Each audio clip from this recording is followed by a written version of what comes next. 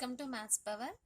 So ఈరోజు వీడియోలో monotonic sequence గురించి చెప్తున్నాను. దీని మీద ఒక థీరం ఉంది, అది చాలా important థీరము, 15 marks theorem. Okay, so monotonic sequence ఇది ఎందులో ఉంది అని అంటే రియల్ అనాలిసిస్, అంటే థర్డ్ సెమిస్టర్లో ఫస్ట్ యూనిట్ అనమాట. Real analysis mathematics third semester, degree third సెమిస్టర్లో రియల్ అనాలిసిస్ ఫస్ట్ యూనిట్లో ఇంపార్టెంట్ క్వశ్చన్. సో ఇంతకుముందు నేను కాచి సీక్వెన్స్ మీద ఒక వీడియో చేశాను, అది ఒకే థీరం నేర్చుకుంటే 5 థీరమ్స్ మీరు రాయొచ్చు, 5 in 1 థీరం. సో అది కూడా చాలా ఇంపార్టెంట్. ఓకే, మోనోటానిక్ సీక్వెన్స్ అంటే ఏంటి, డెఫినేషన్, తర్వాత థీరం గురించి నేను ఎక్స్ప్లెయిన్ చేస్తాను. ఇంపార్టెంట్ థీరం, చాలా ఇంపార్టెంట్ థీరం. ఓకే, చూడండి, ఒక సీక్వెన్స్ అనేది ఇంక్రీజింగ్ కానీ లేదా డిక్రీజింగ్ కానీ అయినట్టయితే ఆ సీక్వెన్స్ని మోనోటానిక్ సీక్వెన్స్ అంటాం. A sequence is said to be monotone sequence if either increasing or decreasing. మనకి ఇచ్చిన సీక్వెన్స్ అనేది అయితే ఇంక్రీజింగ్ అయినా కావాలి లేదా డిక్రీజింగ్ అయినా కావాలి. ఒకవేళ ఇంక్రీజింగ్ అయినా దాన్ని మోనోటానిక్ సీక్వెన్స్ అనే అంటాము, డిక్రీజ్ అయినా మోనోటాన్ సీక్వెన్స్ అనే అంటాం. ఓకే, ఒకవేళ ఒక సీక్వెన్స్ అనేది ఒకసారి ఇంక్రీజ్ అవుతూ డిక్రీజ్ అవుతూ ఇంక్రీజ్ అవుతూ డిక్రీజ్ అవుతూ ఉంటే దాన్ని మోనోటానిక్ సీక్వెన్స్ అని అనము. ఓకే, అది not a monotonic sequence. Okay, so ఒక ఎగ్జాంపుల్ తీసుకుందాము. Sn is equals to set of all n square such that small n is belongs to capital N.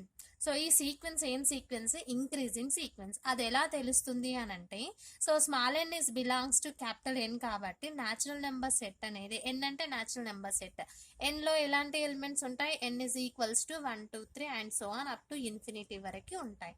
అంటే n value, small n value ఒకసారి 1 2 3 4 and so on infinity వరకు మనం values అనేవి తీసుకుంటూ వెళ్తాం.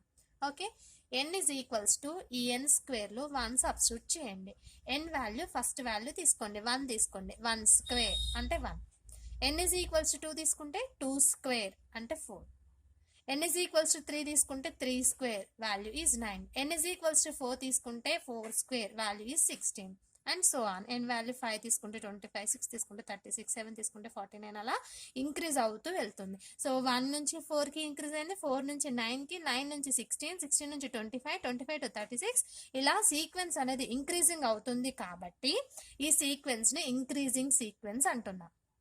Okay, so ఒక sequence అనేది increasing కానీ లేదా డిక్రీజింగ్ కానీ అయినట్టయితే దాన్ని మోనోటాన్ సీక్వెన్స్ అని చెప్పాను. అంటే ఇప్పుడు మనకి ఇచ్చిన సీక్వెన్స్ అనేది ఇంక్రీజింగ్ అవుతుంది కాబట్టి దీన్ని మోనోటాన్ సీక్వెన్స్ అని అనొచ్చు. ఓకే, సపోజ్ ఇంకొక సీక్వెన్స్ తీసుకుంటున్నాను. Sn is equals to set of all 1 by n such that small n is belongs to capital N.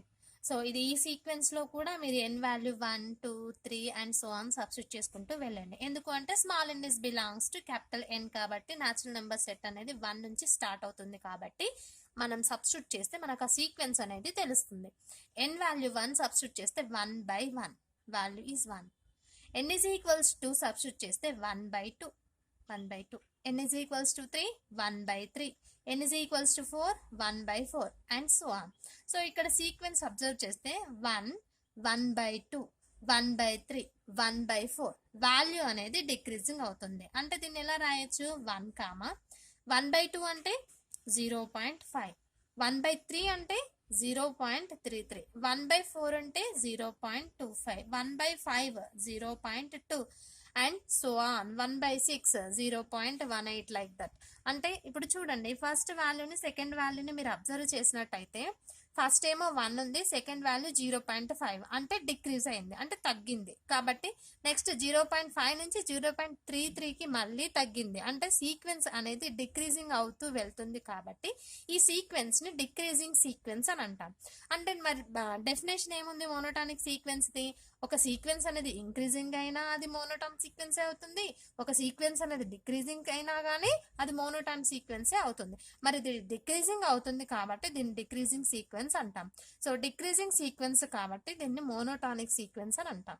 Okay, so monotonic sequence అంటే మనకి ఇచ్చిన సీక్వెన్స్ ఇంక్రీజింగ్ సీక్వెన్స్ అయినా కావాలి లేదా డిక్రీజింగ్ సీక్వెన్స్ అయినా కావాలి. సో అలాంటి సీక్వెన్స్ ని మోనోటానిక్ సీక్వెన్స్ అని అంటాం. ఓకే, నౌ ఇప్పుడు దీని మీద ఒక ఇంపార్టెంట్ థీరం ఉంది అని చెప్పాను. సో ఈ థీరం నేర్చుకుంటే అంటే దీంట్లో కూడా 3 పార్ట్స్ ఉంటాయి. ఏంటి అని అంటే మనకి ఒకటేమో డైరెక్ట్ స్టేట్మెంట్ అనేది ఇస్తాడు. Monotonic sequence is bounded if and only if convergent. So monotonic sequence is convergent అని ప్రూఫ్ చేయమని ఒక స్టేట్మెంట్ అడగచ్చు, లేదా ఏ అండ్ బి అని ఇంక్రీజింగ్ మీద ఒక సీక్వెన్స్, డిక్రీజింగ్ మీద ఒక థీరం అనేది ఉంటుంది. ఇంక్రీజింగ్ సీక్వెన్స్, డిక్రీజింగ్ సీక్వెన్స్ మీద 2 థీరమ్స్ ఉంటాయి. సో ఇవి 3 కలిపి ఒకే క్వశ్చన్ గా ఇస్తేనేమో అది 15 మార్క్స్ క్వశ్చన్. సపరేట్ గా ఇస్తే అది 7.5 కైనా అడగచ్చు, 4 మార్క్స్ కైనా అడగచ్చు. అంటే మీరు థీరం నేర్చుకుంటే మోనోటానిక్ సీక్వెన్స్ మీద థీరం ఒకటే ఉంది. ఆ థీరం మీరు నేర్చుకుంటే ఒక క్వశ్చన్ పక్కాగా ఎగ్జామ్ లో అటెంప్ట్ చేస్తారు. అది మీ అదృష్టం. అంటే లాంగ్ క్వశ్చన్ గా వస్తే మీకు 15 మార్క్స్ వస్తాయి, షార్ట్ క్వశ్చన్ గా వస్తే 4 మార్క్స్ వస్తాయి, లేదా ఒక క్వశ్చన్ అంటే ప్రాబ్లం ఇచ్చి ఈ థీరం చేయమంటే మాత్రం 7.5 మార్క్స్ అనేవి మీకు వస్తాయి. సో కాబట్టి ఇది ఖచ్చితంగా నేర్చుకుని ఎగ్జామ్ కి వెళ్ళండి, monotonic sequence. Okay,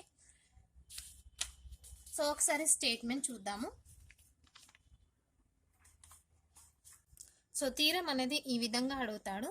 A monotonic sequence which is bounded if and only if it is convergent. So ఇలా స్టేట్మెంట్ అడగచ్చు. లేదా necessary and sufficient condition for monotonic sequence అంటే state and prove necessary and sufficient condition for monotone sequence అని question చేయొచ్చు. లేదా ఈ విధంగానైనా 2 statements అయినా ఇవ్వచ్చు.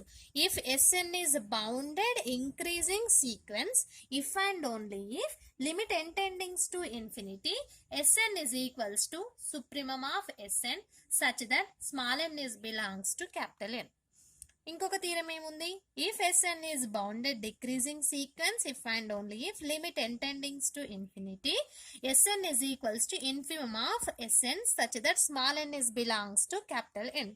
సో ఫస్ట్ అసలు ఈ థీరం ఏంటి, క్వశ్చన్ ఏంటి, మనం ఏం ప్రూఫ్ చేయాలి, అక్కడ ఏం అడిగాడు అది ఒకటి క్లారిటీగా మీరు తెలుసుకోవాలి.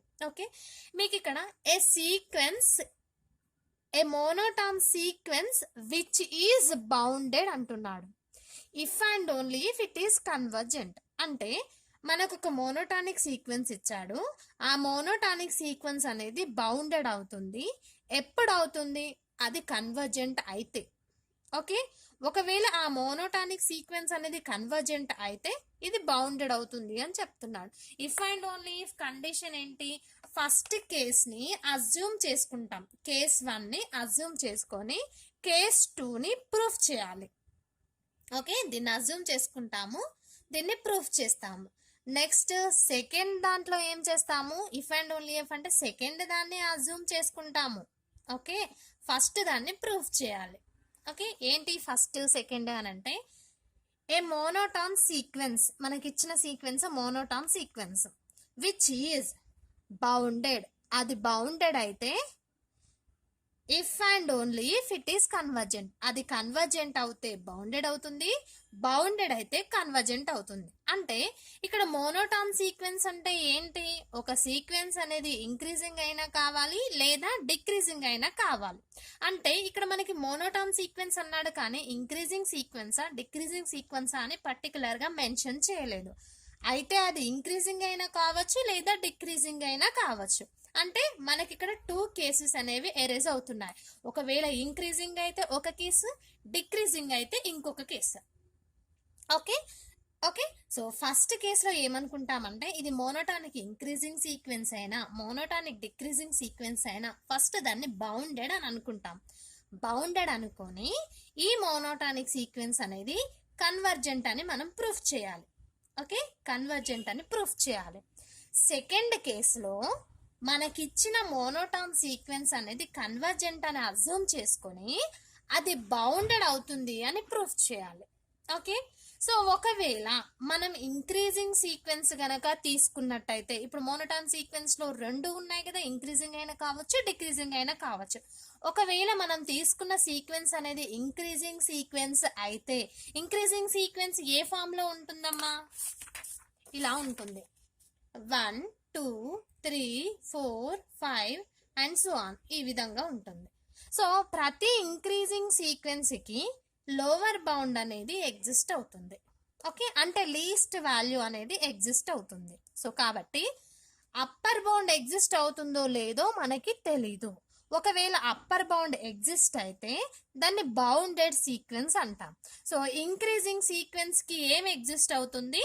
లోవర్ బౌండ్ అనేది ఎగ్జిస్ట్ అవుతుంది. ఓకే, సో ఇక్కడ 1 అనేది లోవర్ బౌండ్ అయితే, సో లోవర్ బౌండ్ ఎగ్జిస్ట్ అయితే ఆ సీక్వెన్స్ ని బౌండెడ్ బిలో సీక్వెన్స్ అంటాం. ఓకే, ఏమంటాము? బౌండెడ్ బిలో సీక్వెన్స్ అంటాం. సో ఇక్కడ ఇంక్రీజింగ్ సీక్వెన్స్ కి లోవర్ బౌండ్ ఎగ్జిస్ట్ అవుతుంది. లోవర్ బౌండ్ ఎగ్జిస్ట్ అయితే ఆ సీక్వెన్స్ ని బౌండెడ్ బిలో సీక్వెన్స్ అంటాం. ఓకే, సో ఇంక్రీజింగ్ సీక్వెన్స్ కి లోవర్ బౌండ్ ఎగ్జిస్ట్ అవుతుంది అండ్ ఇంక్రీజింగ్ సీక్వెన్స్ అనేది బౌండెడ్ కాబట్టి, ఎందుకు బౌండెడ్ అంటే మన క్వశ్చన్ లో ఇచ్చాడు అది బౌండెడ్ అని. సో అది బౌండెడ్ కాబట్టి ఏం ఎగ్జిస్ట్ అవ్వాలి? అప్పర్ బౌండ్ కూడా ఎగ్జిస్ట్ అవుతుంది. ఓకే, ఒక సీక్వెన్స్ కి లోవర్ బౌండ్ అప్పర్ బౌండ్ రెండు ఎగ్జిస్ట్ అయితేనే దాన్ని బౌండెడ్ సీక్వెన్స్ అంటాం. ఓకే, సో మనకి అప్పర్ బౌండ్ అనేది ఎగ్జిస్ట్ అవుతుంది అని మనం ప్రూఫ్ చేయాలి. ఓకే, సో ఎందుకు అనంటే ఇంక్రీజింగ్ సీక్వెన్స్ అనేది బౌండెడ్ అని ప్రూఫ్ చేయాలి. ఓకే, ఎందుకు అనంటే మనకి స్టేట్మెంట్ లో ఏమిచ్చాడు? మనం ఫస్ట్ కేసులో మనకి ఇచ్చిన సీక్వెన్స్ అనేది బౌండెడ్ అని అజ్యూమ్ చేసుకుంటాము. ఓకే, ఒకవేళ బౌండెడ్ అని అజ్యూమ్ చేసుకొని కన్వర్జెంట్ అని ప్రూఫ్ చేసాం. సెకండ్ కేసులో ఏం ప్రూఫ్ చేయాలి? అది కన్వర్జెంట్ అని అజ్యూమ్ చేసుకొని బౌండెడ్ అని ప్రూఫ్ చేయాలి. ఓకే, సో ఇక్కడ ఒకవేళ ఇంక్రీజింగ్ సీక్వెన్స్ తీసుకుంటే దానికి ఆటోమేటిక్ గా లోవర్ బౌండ్ అనేది ఎగ్జిస్ట్ అవుతుంది. అప్పర్ బౌండ్ కనుక ఎగ్జిస్ట్ అయితే అది సుప్రీమం వాల్యూ అవుతుంది. సుప్రీమం అంటే లీస్ట్ అప్పర్ బౌండ్ ఎగ్జిస్ట్ అవుతుంది అని ప్రూఫ్ చేయాలి. సుప్రీమం వాల్యూ గనక ఎగ్జిస్ట్ అయితే మన ఇంక్రీజింగ్ సీక్వెన్స్ అనేది బౌండెడ్ సీక్వెన్స్ అవుతుంది. ఓకే, అదే విధంగా ఒకవేళ మన మోనోటానిక్ సీక్వెన్స్ అనేది డిక్రీజింగ్ సీక్వెన్స్ గనక అయితే, డిక్రీజింగ్ సీక్వెన్స్ ఎలా ఉంటుంది? Some 15, 14, 13, 12, 11, 10, 9, 8, 7, 6 and so on. So ఇలా కంటిన్యూ అవుతూ వెళ్తుంది. సో ఇప్పుడు మనకి ఇది డిక్రీజింగ్ సీక్వెన్స్ కాబట్టి ఇక్కడ ఎగ్జిస్ట్ అయిన వాల్యూని మీరు అబ్జర్వ్ చేసినట్టయితే ఈ అన్ని వాల్యూతో కంపేర్ చేస్తే ఈ 15 అనేది బిగ్ వాల్యూ. అంటే ఇది ఏమవుతుంది? అప్పర్ బౌండ్ అవుతుంది. ఓకే, సో 15 అనేది అప్పర్ బౌండ్. ఈ లోవర్ బౌండ్ మనకి తెలీదు. సో లోవర్ బౌండ్ కనుక ఎగ్జిస్ట్ అయితే అది ఇన్ఫిమమ్ వాల్యూ అవుతుంది. ఎందుకు అనంటే గ్రేటెస్ట్ లోవర్ బౌండ్ ని మనం తీసుకుంటున్నాం. అంటే గ్రేటెస్ట్ లోవర్ బౌండ్ అంటే సపోజ్ 1, 2, 3, 4 ఇవన్నీ లోవర్ బౌండ్స్ అవుతాయి మన మొత్తం సీక్వెన్స్ కి. అంటే 15 తో కంపేర్ చేస్తే 14, 13, 12, 11, 10, 9, 8, 7, 6, 5, 4, 3, 2, 1 ఇవన్నీ స్మాల్ వాల్యూస్. ఇందులో నుంచి గ్రేటెస్ట్ లోవర్ బౌండ్ అంటే లోవర్ బౌండ్ లో గ్రేటెస్ట్ లోవర్ బౌండ్ అంటే అన్నిటికన్నా చిన్న వాల్యూ అనేది గ్రేటెస్ట్ లోవర్ బౌండ్ అవుతుంది. మరి గ్రేటెస్ట్ అంటున్నాము, లోవర్ బౌండ్ అంటున్నాము, అదేంటి అని అంటే ఇవన్నీ lower bounds 1, 2, 3, 4 and so on 14 వరకు లోవర్ బౌండ్స్. ఓకే, సో ఇందులో గ్రేటెస్ట్ లోవర్ బౌండ్ అంటున్నాం అంటే అన్నింటికన్నా చిన్న వాల్యూనే గ్రేటెస్ట్ లోవర్ బౌండ్ అవుతుంది. లోవర్ బౌండ్స్ లో least value. Okay, greatest lower bound that is called infimum. Okay, least upper bounds లో నుంచి లీస్ట్ వాల్యూ గనక సెలెక్ట్ చేసుకుంటే దాన్ని సుప్రీమం అని. ఓకే, సో లోవర్ బౌండ్స్ లో నుంచి గ్రేటెస్ట్ వాల్యూ గనక సెలెక్ట్ చేసుకుంటే దాన్ని ఇన్ఫిమం అని అంటాం. అప్పర్ బౌండ్స్ లో నుంచి లీస్ట్ వాల్యూని సెలెక్ట్ చేసుకుంటే దాన్ని సుప్రీమం అని, లోవర్ బౌండ్స్ లో నుంచి గ్రేటెస్ట్ వాల్యూని గనక మనం సెలెక్ట్ చేసుకున్నట్టయితే దాన్ని ఇన్ఫిమం అని అంటాం.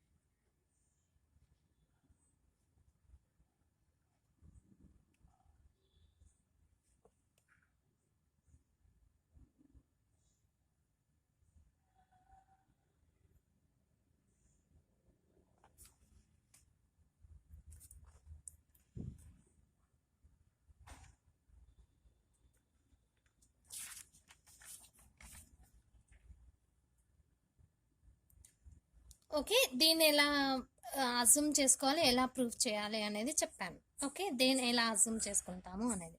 ఒకవేళ స్టేట్మెంట్ అనేది ఈ ఫామ్లో గనక ఇస్తే, if Sn is bounded increasing sequence if and only if limit n tending to infinity Sn is equals to supremum of Sn such that small n is belongs to capital N. So దీని అర్థం ఏంటంటే Sn అనే sequence bounded అవుతుంది increasing sequence కనుక అయితే Sn అనే sequence కి ఒక సుప్రీమం వాల్యూ ఎగ్జిస్ట్ అవ్వాలి. ఆ సుప్రీమం వాల్యూ కూడా మళ్ళీ అదే సెట్ లో ఉండాలి. ఓకే, సో దాన్ని ఫస్ట్ కేసులో మనం బౌండెడ్ అని అజ్యూమ్ చేసుకొని ఇది ప్రూఫ్ చేయాలి.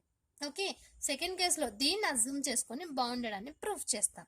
ఓకే, సో మరి దీనికి ఫస్ట్ కేస్ సెకండ్ కేస్ అని అంటే బౌండెడ్ ఇంక్రీజింగ్ సీక్వెన్స్ అన్నాడు. సో ఇంక్రీజింగ్ సీక్వెన్స్ అంటే దాన్ని మోనోటాన్ సీక్వెన్స్ అనుకోవచ్చా? ఓకే, సో అదేవిధంగా bounded decreasing sequence. So decreasing sequence అంటే ఒక సీక్వెన్స్ ఇంక్రీజింగ్ కానీ డిక్రీజింగ్ కానీ అయితే దాన్ని మోనోటానిక్ సీక్వెన్స్ అన్నాం కదా. అంటే స్టేట్మెంట్ ఇదేనా? Monotonic sequence. ఒకవేళ అది ఇంక్రీజింగ్ అయితే ఇంక్రీజింగ్ సీక్వెన్స్, ఒకవేళ అది డిక్రీజింగ్ అయితే డిక్రీజింగ్ సీక్వెన్స్. 2 స్టేట్మెంట్స్ గా డివైడ్ అయింది. ఎందుకంటే మోనోటానిక్ సీక్వెన్స్ అనేది ఐదర్ ఇంక్రీజింగ్ అయినా కావచ్చు లేదా డిక్రీజింగ్ అయినా కావచ్చు. సో 2 కండిషన్స్ లో ఏదో ఒక కండిషన్ ఫాలో అయినా కానీ దాన్ని మోనోటాన్ సీక్వెన్స్ అంటాము. కాబట్టి 2 వేస్ గా స్టేట్మెంట్ అనేది డివైడ్ అయింది. ఓకే, సో మనం ఫస్ట్ కేసులో ఏం అజ్యూమ్ చేసుకుంటాము, అది బౌండెడ్ అని అజ్యూమ్ చేసుకుని కన్వర్జెంట్ అని ప్రూఫ్ చేయాలి. సెకండ్ కేసులో కన్వర్జెంట్ అని అజ్యూమ్ చేసుకొని బౌండెడ్ అని ప్రూఫ్ చేయాలి. బౌండెడ్ కావాలి అంటే ఇంక్రీజింగ్ సీక్వెన్స్ కి ఏం ఎగ్జిస్ట్ అవుతుంది, ఇంక్రీజింగ్ సీక్వెన్స్ కి లోవర్ బౌండ్ ఎగ్జిస్ట్ అవుతుంది అని చెప్పుకున్నాం. ఇంక్రీజింగ్ సీక్వెన్స్ కి లోవర్ బౌండ్ ఎగ్జిస్ట్ అయితే అది బౌండెడ్ కావాలంటే అప్పర్ బౌండ్ కూడా ఎగ్జిస్ట్ అవ్వాలి. ఆ అప్పర్ బౌండే మనకి సుప్రీమం అవుతుంది. ఓకే, సో ఒకవేళ డిక్రీజింగ్ సీక్వెన్స్ అయితే అంటే ఫస్ట్ కేసులో ఆ సీక్వెన్స్ ని బౌండెడ్ అనుకొని కన్వర్జెంట్ అని ప్రూఫ్ చేస్తాము. సెకండ్ కేసులో కన్వర్జెంట్ అని అజ్యూమ్ చేసుకొని బౌండెడ్ అని ప్రూఫ్ చేయాలి. మనకిచ్చిన సీక్వెన్స్ డిక్రీజింగ్ సీక్వెన్స్ కాబట్టి డిక్రీజింగ్ సీక్వెన్స్ కి ఏం ఎగ్జిస్ట్ అవుతుంది, అప్పర్ బౌండ్ ఎగ్జిస్ట్ అవుతుంది. లోవర్ బౌండ్ కూడా ఎగ్జిస్ట్ కావాలి కాబట్టి ఆ లోవర్ బౌండ్ ఏమవుతుంది, ఇన్ఫిమం అవుతుంది.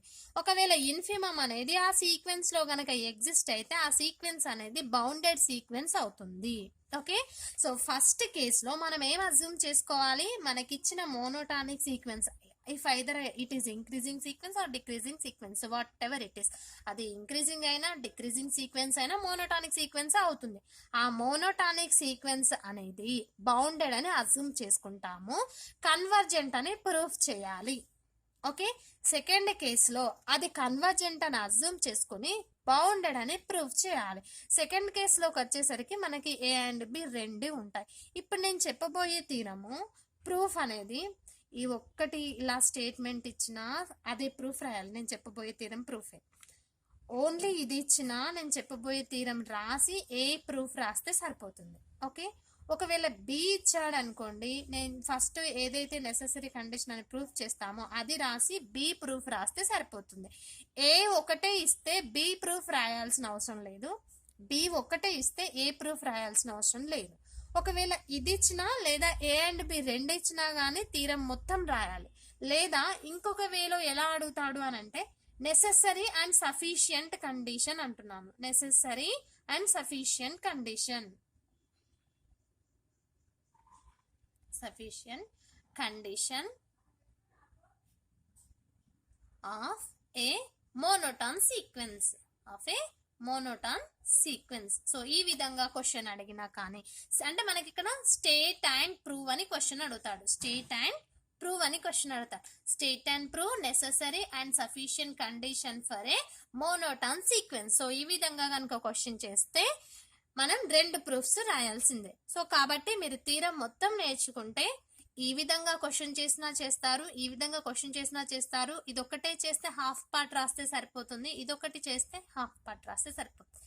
ఇవి రెండు చేస్తే మొత్తం థీరం రాయొచ్చు. అంటే ఒకే థీరంలో మనకి ఎన్ని ఉన్నాయి, 5 వేస్ లో క్వశ్చన్ అడగచ్చు. 1 2 3 4 ఇవి రెండు కలిస్తే ఇంకొకటి, అలా 5 method.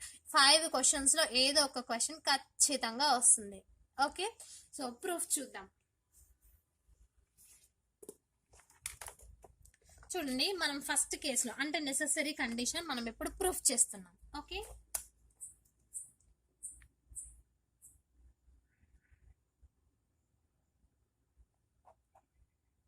Necessary condition. So necessary condition లో ఏం అజ్యూమ్ చేసుకోవాలి? మనకిచ్చిన సీక్వెన్స్ అనేది కన్వర్జెంట్ అని అజ్యూమ్ చేసుకోవాలి.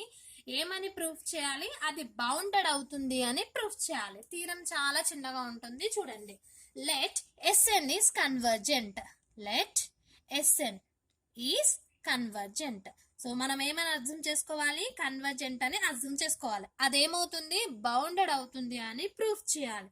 సో మరి ఇది కన్వర్జెంట్ కాబట్టి by the convergent sequence definition. So నేను అర్థం చేసుకుంటున్నాను, let Sn is convergent, we have to prove it is bounded, or we have to prove Sn is a bounded sequence. Okay, so by the convergent sequence definition, for all epsilon greater than 0 there exists small m belongs to Z plus such that modulus of Sn minus L is less than epsilon for all small n is greater than or equals to m. So ఇది convergent sequence definition యొక్క condition. Okay, so మనకి ఇచ్చిన మోనోటాన్ sequence అనేది convergent అని అర్థం చేసుకున్నాం కాబట్టి convergent sequence నుంచి ఈ కండిషన్ అనేది మనం రాసాం. సో మనకి ఇక్కడ ఎగ్జిస్ట్ అయిన ఇన్ఈక్వాలిటీని మనం కన్సిడర్ గా తీసుకుందాం. ఓకే, సో ఏంటి ఆ inequality? Modulus of Sn minus L is less than epsilon. So దాన్ని కన్సిడర్ గా తీసుకుంటున్నాను. Consider modulus of Sn minus L is less than epsilon. So మీరు ఇక్కడ మాడ్యులస్ ని ఎలిమినేట్ చేస్తే మీకు ప్లస్ ఆర్ మైనస్ ఎప్సిలాన్ వస్తుంది. అంటే దాన్ని ఎలా రాస్తాము? Minus epsilon is less than Sn minus L is less than plus epsilon. మనం మాడ్యులస్ తీసేసాం కాబట్టి ఈ వాల్యూ వచ్చింది. మొత్తం ఈక్వేషన్ కి స్మాల్ ఎల్ ని యాడ్ చేయండి. యాడ్ చేస్తే ఏమవుతుంది?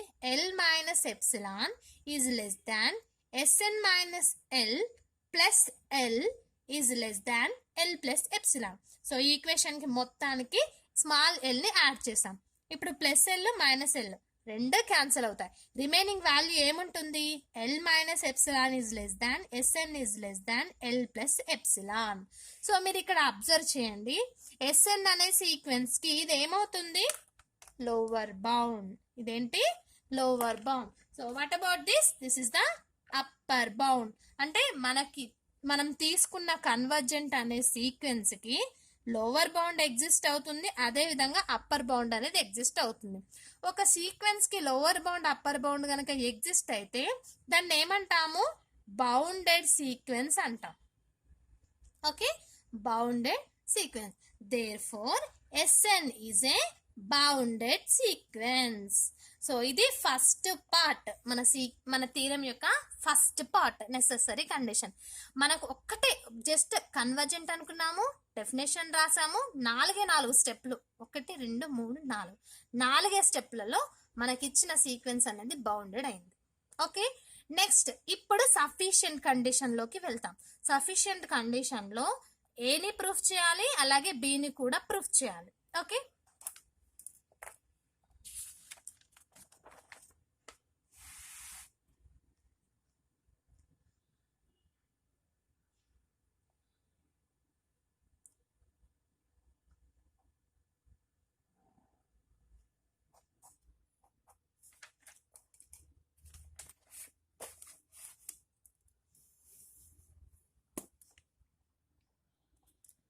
This sufficient condition. Sufficient condition లో మనం ఫస్ట్ ఏ ప్రూఫ్ రాస్తున్నాం. ఓకే, సో ఏమని ఇచ్చాడు క్వశ్చన్ లో? Sn is bounded increasing sequence if and only if limit n tending to infinity Sn is equals to supremum of Sn such that small n is belongs to capital N. మనం already necessary condition అనేది proof చేసాము. ఏంటది? ఇది convergent అయితే ఇది convergent అని assume చేసుకొని bounded అని ప్రూఫ్ చేసాం. ఓకే, సో ఇప్పుడు సెకండ్ కేసులో ఇది బౌండెడ్ అని అజ్యూమ్ చేసుకొని ఇది ఇంక్రీజింగ్ సీక్వెన్స్ గనక అయితే దీనికి సుప్రీమం వాల్యూ అనేది అదే సెట్ లో ఉంటుంది అని మనం ప్రూఫ్ చేస్తున్నాం. ఓకే, సో చూడండి ఎలా చేస్తాం.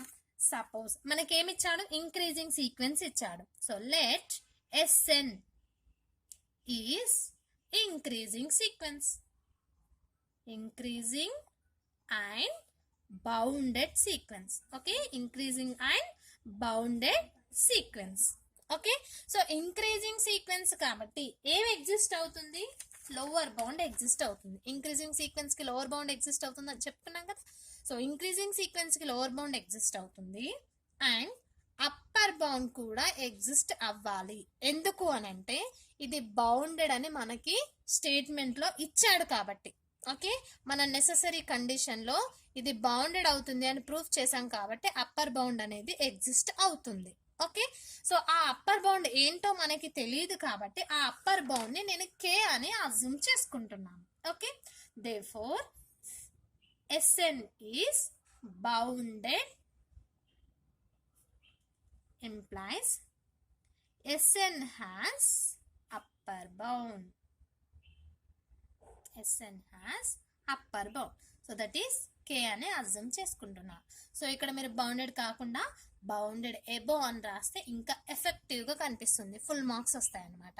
So Sn is bounded above implies Sn has upper bound. That is దాన్ని ఏమంటాం, K అని అనుకుంటున్నాం. Okay, now K is an upper bound of Sn. ఇప్పుడు అప్పర్ బౌండ్ మనం K అనుకున్నాం కదా. So K is an upper bound of Sn. Okay, ఒక ఒక వాల్యూని తీసుకుంటున్నాను, that is positive value for all epsilon greater than 0 implies K minus epsilon is not upper bound.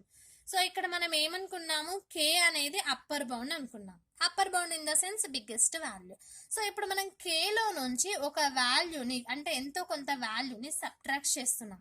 అంటే K లో నుంచి సమ్ వాల్యూని గనక సబ్ట్రాక్ట్ చేస్తే K తో కంపేర్ చేసినప్పుడు K మైనస్ ఎప్సిలాన్ వాల్యూ అనేది చిన్నగా ఉంటుంది, ఎందుకంటే కొంచెం వాల్యూని మనం తీసేస్తున్నాం కాబట్టి. ఓకే, సో మరి K మైనస్ ఎప్సిలాన్ అనేది అప్పర్ బౌండ్ కాదు అంటున్నాను. ఎందుకు అంటే K అనేది అప్పర్ బౌండ్, K కన్నా చిన్న వాల్యూ అప్పర్ బౌండ్ కాదు. K కన్నా పెద్ద వాల్యూస్ అన్ని అప్పర్ బౌండ్స్ అవుతాయి.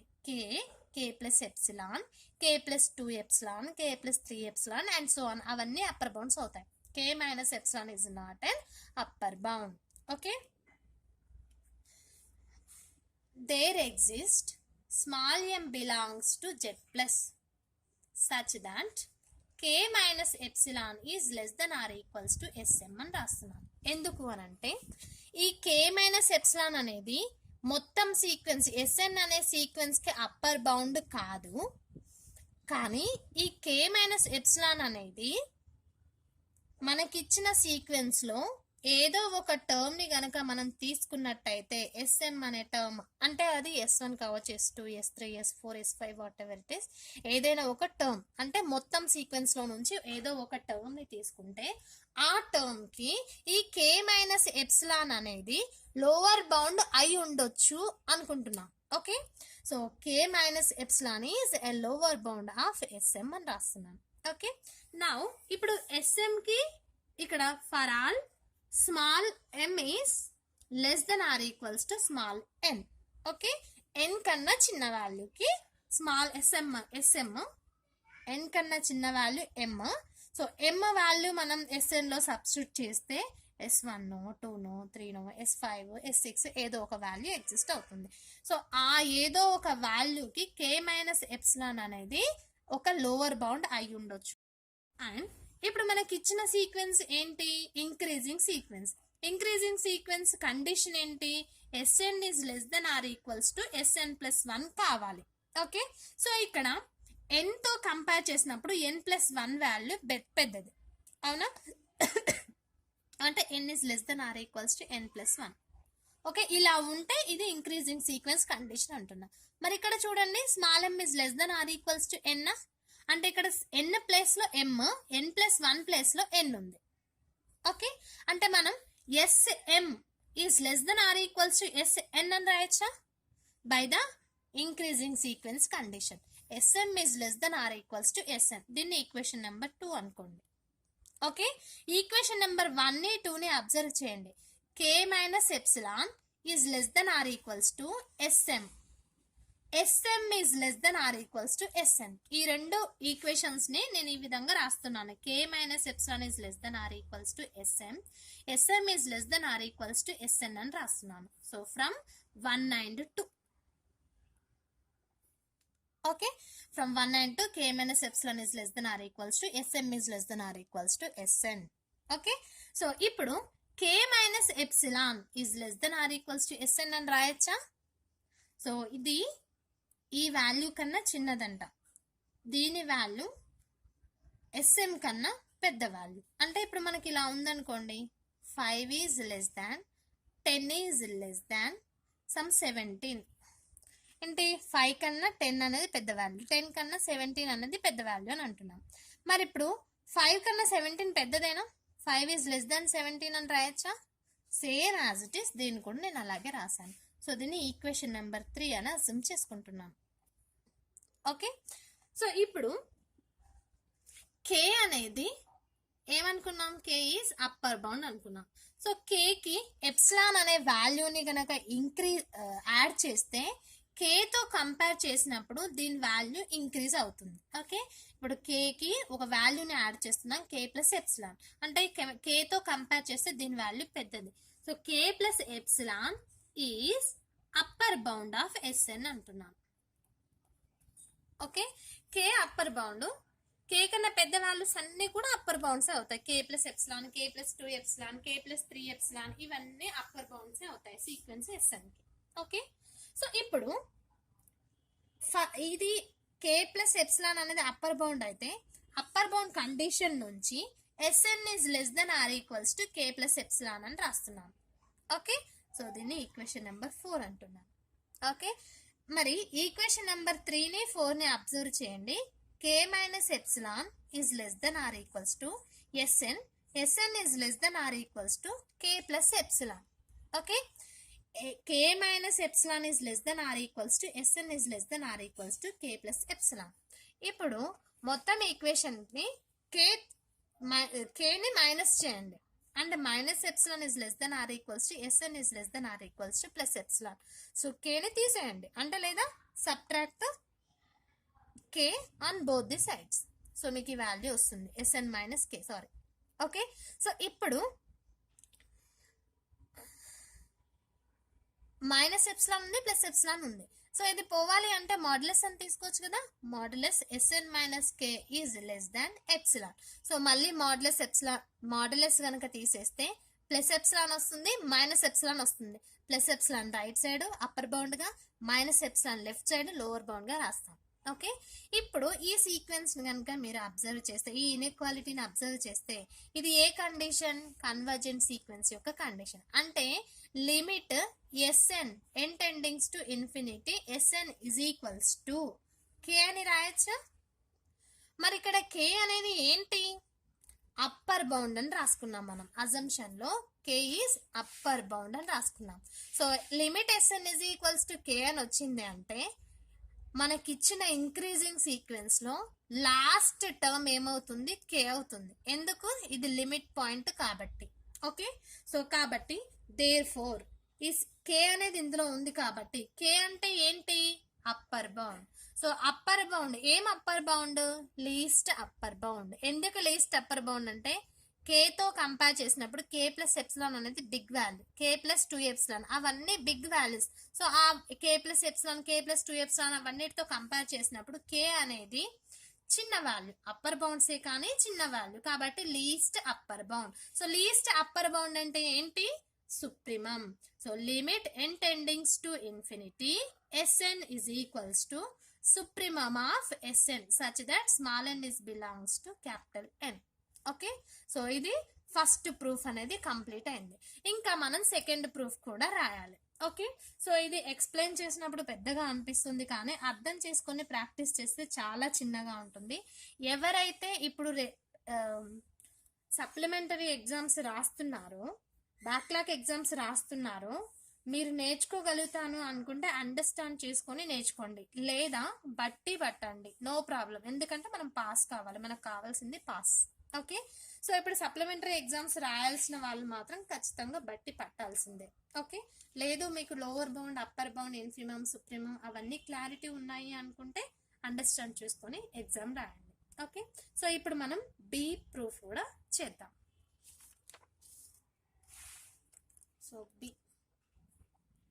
సో బి ఏమి ఇచ్చాడు? If Sn is bounded decreasing sequence, if and only if limit n tending to infinity Sn is equals to infimum of Sn such that small n is belongs to capital N. ఇది ఉంది. Okay. మీరు only ఏ proof ఒక్కటే నేర్చుకున్నారు, B proof మీరు నేర్చుకోలేదు అనుకోండి, ఏం లేదు, మీరు ఆల్రెడీ ఏ ప్రూఫ్ నేర్చుకున్నారు కదా. సో ఏమనుకున్నారు, ఇంక్రీజింగ్ సీక్వెన్స్ ఉన్న కాడ డిక్రీజింగ్ సీక్వెన్స్ అని పెట్టండి. ఓకే. బౌండెడ్ ఏబో ఉంటే బౌండెడ్ బిలో అని రాయండి. ఓకే. సో కే అంటే ఇంకొక వేరే ఏదైనా ఎలిమెంట్ ని అజ్యూమ్ చేసుకోండి, లేకపోతే మళ్ళీ కే ఉంచినా ఏం కాదు.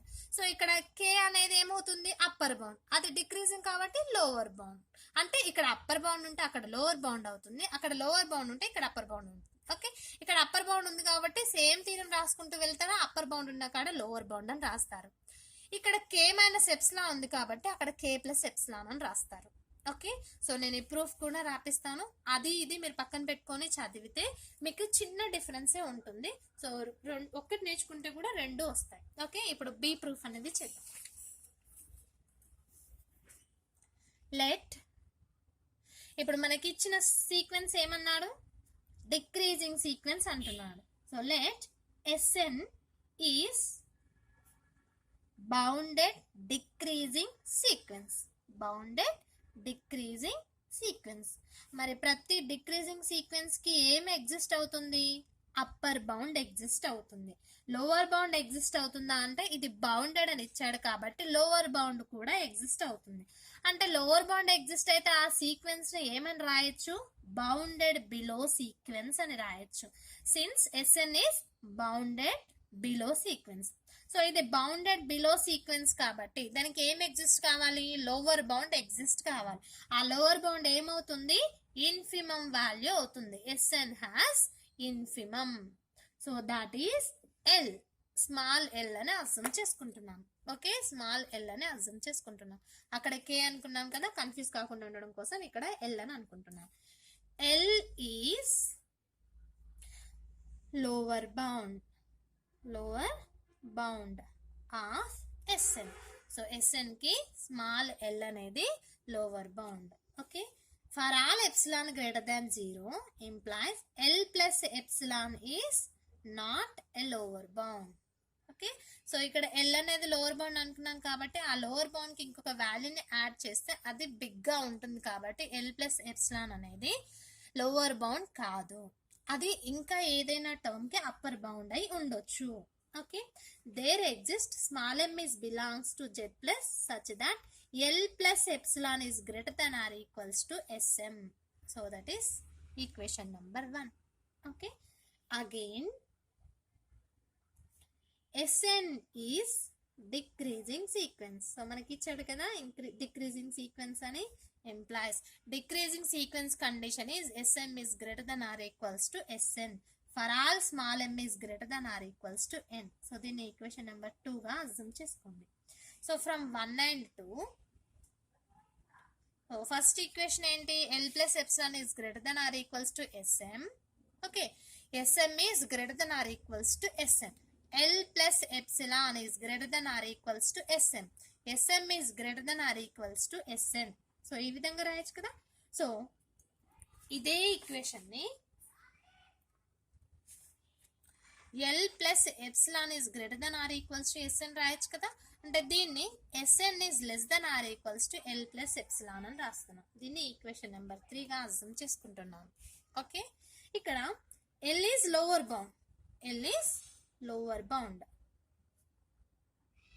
implies L minus epsilon is also a lower bound. Okay. L lower bound అయితే ఎల్ మైనస్ ఎప్సిలాన్ కూడా లోవర్ బౌండ్. అందులోనేమో కే అప్పర్ బౌండ్ అయితే K plus epsilon is upper bound, ఇక్కడ లోవర్ బౌండ్ ఎల్ అంటే ఎల్ మైనస్ ఎప్సిలాన్ కూడా lower bound అవుతుంది అని రాస్తున్నాను. సో దీన్ని ఈక్వేషన్ నెంబర్ ఇప్పుడు L minus epsilon lower bound కాబట్టి L minus epsilon is less than or equals to S N అని రాయొచ్చు. దీన్ని ఈక్వేషన్ నెంబర్ 4 గా అజ్యూమ్ చేసుకోండి.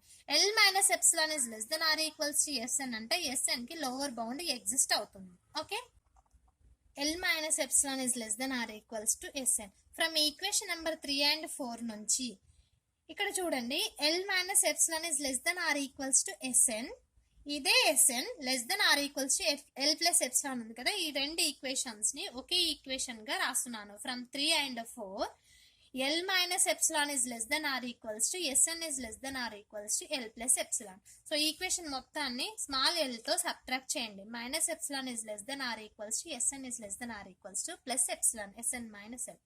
ఓకే, సో ఈ ప్లస్ ఎప్సిలాన్ మైనస్ ఎప్సిలాన్ రెండే ఎలిమినేట్ కావాలంటే మాడ్యులస్ తీసుకుంటాం. Modulus of SN minus L is less than epsilon. So ఇది దేనికి కండిషన్ అని అంటే కన్వర్జెంట్ సీక్వెన్స్ యొక్క కండిషన్. సో కన్వర్జెంట్ కావాలంటే limit n tends to infinity S N is equals to L. So S N అనే సీక్వెన్స్ ఎల్ కి కన్వర్జెంట్ అవుతుంది. ఇక్కడ ఎల్ అనేది లోవర్ బౌండ్ అవుతుంది. ఏం lower bound? Greatest lower bound. ఎందుకు అంటే మనకి ఇచ్చిన సీక్వెన్స్ అనేది డిక్రీజింగ్ సీక్వెన్స్ కాబట్టి స్మాల్ ఎల్ అనేది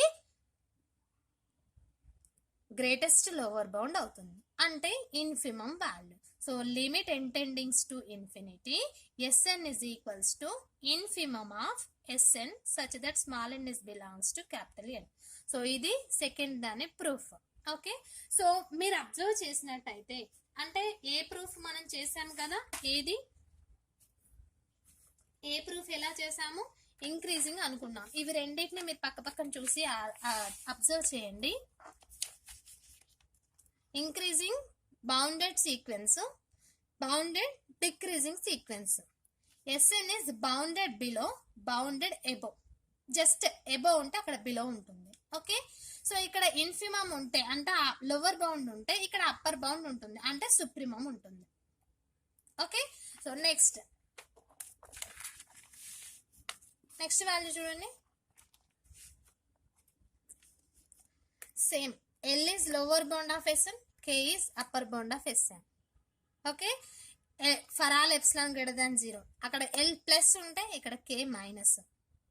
అంతే, మొత్తం గ్రేటర్ దాన్ ఉంటే లెస్ దాన్. ఇక్కడ గ్రేటర్ దాన్ ఉంది, ఇక్కడ లెస్ దాన్ ఉంది, అంతే డిఫరెన్స్. ఓకే, సో ఈ విధంగా మనం ప్రూఫ్ అనేది చేసుకుంటూ వెళ్తాము. అక్కడ లోవర్ బౌండ్ ఉంటే ఇక్కడ అప్పర్ బౌండ్, అక్కడ అప్పర్ బౌండ్ ఉంటే ఇక్కడ లోవర్ బౌండ్, అక్కడ ఇంక్రీజింగ్ అయితే ఇక్కడ డిక్రీజింగ్. ఓకే, అక్కడ ఎప్సిలాన్ ని సబ్ట్రాక్ట్ చేస్తే ఇక్కడ ఎప్సిలాన్ ని యాడ్ చేస్తాం. సో ఈ విధంగా మనకి ప్రూఫ్ అనేది ఉంటుంది. ఇది కంపల్సరీ క్వశ్చన్, 15 మార్క్స్ క్వశ్చన్ లేదా 7 మార్క్స్ అయినా రావచ్చు. ఒకవేళ అంటే ఇప్పుడు మనకి 2 వేస్ ఉన్నాయి. ఏంటి అని అంటే ఒకటేమో కాచి sequence, necessary and sufficient condition for కాచి సీక్వెన్స్, కాచి సీక్వెన్స్. సో సెకండ్ వచ్చేసి ఏంటి? మోనోటాన్ సీక్వెన్స్, మోనోటాన్ సీక్వెన్స్. ఒకవేళ ఇది 15 మార్క్స్ క్వశ్చన్ గా అడిగితే ఇది 4 మార్క్స్ క్వశ్చన్ గా అడుగుతాడు. ఓకే, ఒకవేళ ఇది 15 మార్క్స్ క్వశ్చన్ గా అడిగితే ఇది 4 మార్క్స్ క్వశ్చన్ గా అడుగుతాడు. ఒక్కొక్కసారి ఇవి రెండు ఓఆర్ ఆర్ అని ఇచ్చేసి ఐదర్ ఇదైనా చేయమంటాడు, ఇదైనా చేయమంటాడు. సో కాబట్టి బెటర్ మీరు ఇవి రెండు నేర్చుకోండి. ఫస్ట్ ఒక వీడియోలో కాచి సీక్వెన్స్, ఒకే తీరంలో 5 థీరమ్స్ ఉంటాయి, సేమ్ ఇలాగే. సో ఈ తీరంలో కూడా ఒకే తీరంలో 5 థీరమ్స్ ఉన్నాయి. సో మీరు ఒక్క థీరం ప్రూఫ్ నేర్చుకుంటే మీకు 5 క్వశ్చన్స్ ఆన్సర్ చేసినట్టే. ఓకే, సో ఇక్కడ కాచి సీక్వెన్స్, మోనోటాన్ సీక్వెన్స్ ఈ రెండు నేర్చుకుంటే మీకు ఫస్ట్ యూనిట్ లో నుంచి ఒక లాంగ్ క్వశ్చన్, ఒక షార్ట్ క్వశ్చన్ అంటే 15 + 4 19 మార్క్స్ వచ్చేసినట్టే. Okay, only 2 theorems. Okay, 2 theorems నేర్చుకుంటే మీకు 10 క్వశ్చన్స్ ఆన్సర్ చేసినట్టే. ఓకే, సో 15 + 4 మార్క్స్ 19 మార్క్స్ వస్తాయి. సో మీరు 35, మీకు 80 మార్క్స్ పేపర్ కాబట్టి అందులో 40% పాస్ మార్క్స్. ఓకే, 40% వస్తే పాస్ మార్క్స్. సో ఇది 80 అనేది 100% తీసుకుంటే మీకు 40% రావాలి అని అంటే 4 8 32 అంటే మీకు 32 మార్క్స్ వస్తాయి. అంటే 40% total 80 marks by 100 zeros cancel అయిపోతాయి, 4 8s 32. జస్ట్ మీకు 32 మార్క్స్ వస్తే పాస్. మీరు ఈ 2 థీరమ్స్ కనుక నేర్చుకున్నట్టయితే మీకు 19 మార్క్స్ వస్తున్నాయి. సో 32లో నుంచి 19 తీసేయండి. ఇంకొక యూనిట్ కనుక మీరు నేర్చుకున్నట్టయితే జస్ట్ పాస్ అయిపోతారు. ఓకే, సో పర్ఫెక్ట్గా నేర్చుకోండి. All the best.